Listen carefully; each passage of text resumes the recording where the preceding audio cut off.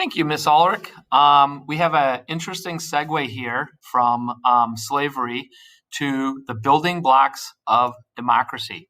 All right. Now, one of the reasons is this is the conundrum of the American colonies in early America is the fact that they were one of the more progressive democracies at this time period in the world, but that they also were at the same time codifying slavery.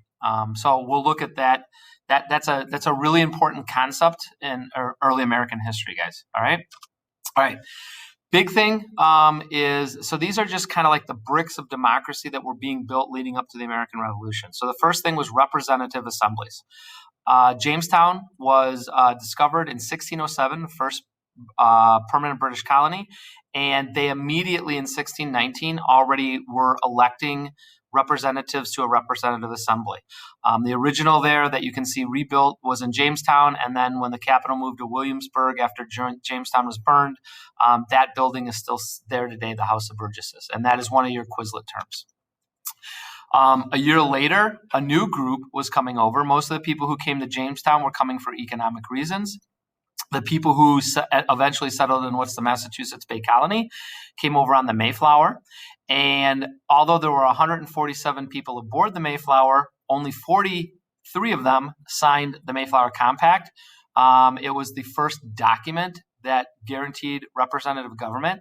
However, if you look at the picture, you can see the woman in the picture longingly looking on as she is not allowed to sign, as only the white males on the ship were the ones that were allowed to sign the Mayflower Compact. This is a obvious continuing theme during this time period. So, all right, now what did the Puritans do? After the separatists came, the Puritans were the group that settled the Massachusetts Bay Colony. One of the real positive things they did is, unlike the property requirement and many other colonies, all male church members were allowed to vote. And actually, women were even allowed to voice their opinions in church, but women were still not allowed to vote. All right, so here's just a little comparison that I put on here that's just kind of interesting.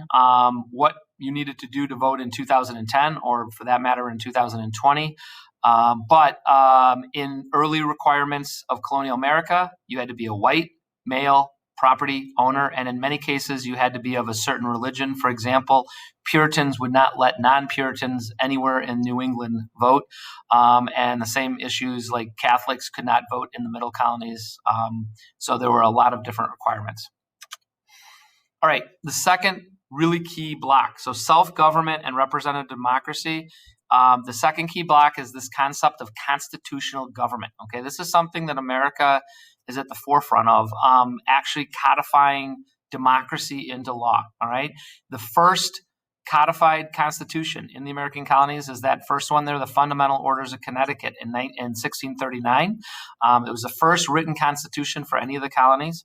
William Penn followed that up in the late 1600s with the frame of government, which did not really work, but it gave him practice of writing one, and then he did better in 1701 with the Charter of Liberties in Pennsylvania. Some of the things that William Penn put into the Charter of Liberties: due process, freedom of thought, trial by jury, and he even coined the phrase, which is going to become very important in about 70 years, no taxation without representation. Okay. All right, now, not everybody was happy with the British government. Not everybody was happy by the people who were elected to lead. And so the first example of rebellion in the Americas was Bacon's Rebellion. This is another Quizlet term for you guys.